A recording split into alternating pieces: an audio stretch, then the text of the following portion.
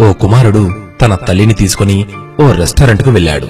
తల్లి చాలా వృద్ధురాలు. భోజనాన్ని ఆర్డర్ చేశాడు. భోజనం వచ్చింది.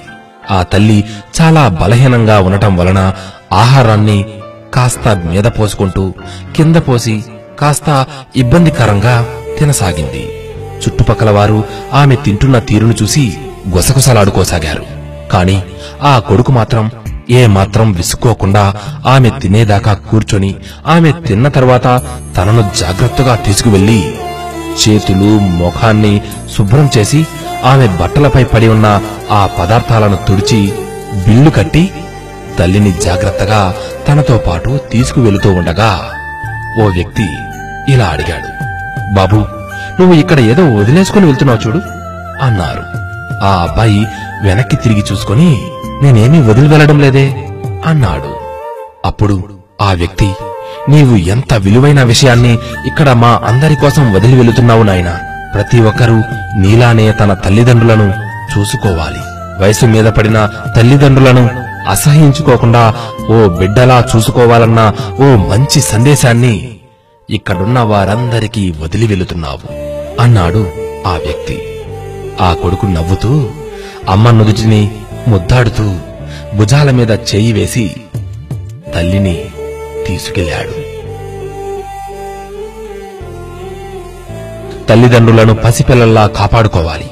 ముసలితనంలో వారిని అతి జాగ్రత్తగా చూసుకోగలిగిన వారే నిజమైన బిడ్డలు కదా.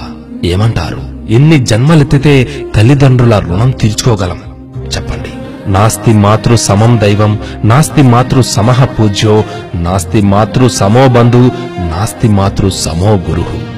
అంటే అమ్మతో సమానమైన పూజ్యులు గాని దైవం గాని లేరు.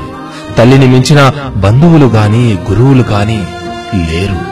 ఆకలేసినా, ఆనందం వేసినా, దిగులేసినా, దుఃఖం ముంచుకొచ్చినా ఆ సందర్భంలో పిల్లలకైనా పిల్లలను కన్న తల్లిదండ్రులకైనా గుర్తుకొచ్చేది అమ్మ. తన కడుపును మార్చుకొని పిల్లల కడుపు కోసం ఆరాటపడే అమృతమూర్తి అమ్మను కనుపాపలా కాపాడుకోవాలి. ఒక్కసారి ఆలోచించండి. మీ తోటివారితో ఈ సందేశాన్ని పంచుకోండి. బంధాలను బాంధవ్యాలను కాపాడటంలో మీరు భాగస్వాములు కండి. సర్వే జనా సుఖినో భవంతు. అమ్మను మించి దైవం ఉన్నదా? ఆత్మను మించి అద్దమున్నదా? అమ్మను మించి దైవం ఉన్నదా? ఆత్మను మించి అద్దమున్నదా? జగమే పలికే శాశ్వత సత్యమిదే. అందరినీ కనే శక్తి అమ్మ ఒక్కతే. అవతార పురుషుడైనావో అమ్మకు కొడుకే.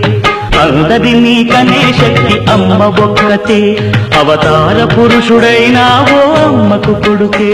తప్పటడుగులేసిన చిన్న